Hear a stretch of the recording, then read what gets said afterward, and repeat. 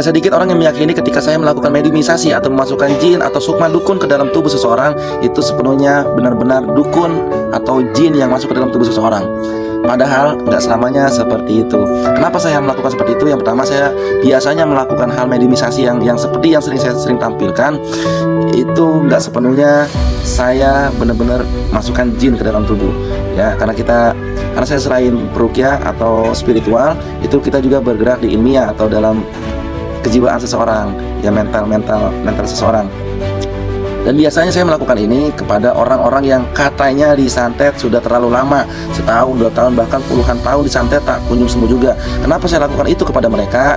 Dan terus juga mereka sering kesurupan, nggak kunjung sembuh, kesurupan terus, padahal sudah berkali-kali ke orang pintar, sudah berkali-kali diruqyah oleh beberapa praktisi tapi nggak kunjung sembuh juga.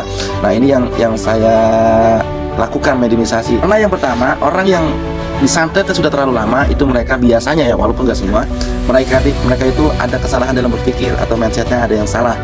Ya, mereka sangat-sangat meyakini dirinya itu benar-benar disantet oleh seseorang yang telah diketahui siapa namanya, siapa yang ngirim dia, siapa dukunnya. Nah, itu kenapa ini salah? Ya, belum tentu juga. Cuma kalau saya pribadi, biasanya orang-orang yang seperti itu dendam, kesal sama orang yang ngirim, dan hal-hal seperti ini kan adalah salah satu celah pintu masuk ke setan, ya, sehingga rusak berpikirnya. Dalam dunia psikologis juga orang yang sering kesal, orang yang sering marah, itu biasanya mereka akan mengalami sering gampang sakit, ya. Energi negatif yang ada di dalam pikiran dia menyebar ke seluruh tubuh. Itulah yang membuat mereka tak kunjung sembuh dari santet. Padahal mungkin bisa saja santetnya telah selesai di awal atau di beberapa tahun yang lalu.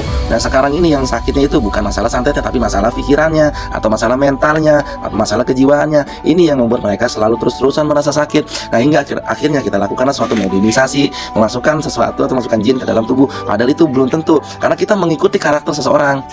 Kalau memang mereka sering kesurupan dan sering ketemu dengan jin, itu lagi jinnya. Nggak ada yang lain, jinnya itu mulu, dukunnya itu mulu, begitu terus-terusan. Ya, masa kayak kuat banget sih jin, masa kuat banget sih dukun? Kayaknya saya ya insya Allah belum pernah lah menemukan yang katanya ada jin yang kuat, dukun yang kuat, ya, sampai saat ini, ya. Cuma nggak tahu kalau di luar mungkin ada. Hingga akhirnya kita mengikuti karakter mereka, kita memasukkan mediumisasi. Kenapa sih lakukan itu? Dengan tujuan memulihkan mental dia, memberikan supaya mereka mau ikhlas, mau memaafkan, mau berdamai dengan dirinya sendiri, benar-benar mau mengobati dirinya secara keseluruhan, baik secara fisik, baik secara mental, ataupun secara gangguan masalah yang non-medisnya, yang pikiran-pikiran buruk yang ada di dalam diri mereka, gitu.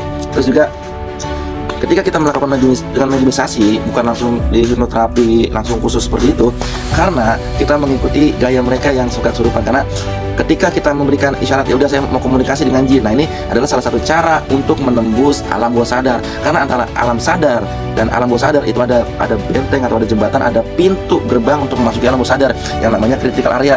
Dan untuk menembus critical area ini kita harus mempunyai otoritas yang tinggi dan mempunyai orang itu benar-benar mempunyai kepercayaan yang tinggi sama kita. Nah, dengan cara kita mengatakan mediumisasi atau masukkan jin ke dalam tubuh mereka, ini mereka sangat yakin kepada kita, karena apa yang akan kita lakukan sama dengan apa yang pernah terjadi di masa lalunya, atau sama dengan yang kemarin-kemarin, ya, begitu. Cuma bedanya nanti ketika kita berkomunikasi dengan dia atau jin lah, atau dengan jin atau dengan tubuh dia, yang dengan mulut dia, lisan dia, ini dengan kata-kata yang berbeda, dengan afirmasi positif yang kita benar-benar mengangkat mentalnya kembali pulih, kita menguatkan kejiwaannya, kita benar-benar membantu untuk memulihkan mentalnya biar benar-benar dia masa fresh, tenang, damai, dan selalu senantiasa bersyukur dengan apapun yang Allah berikan kepadanya.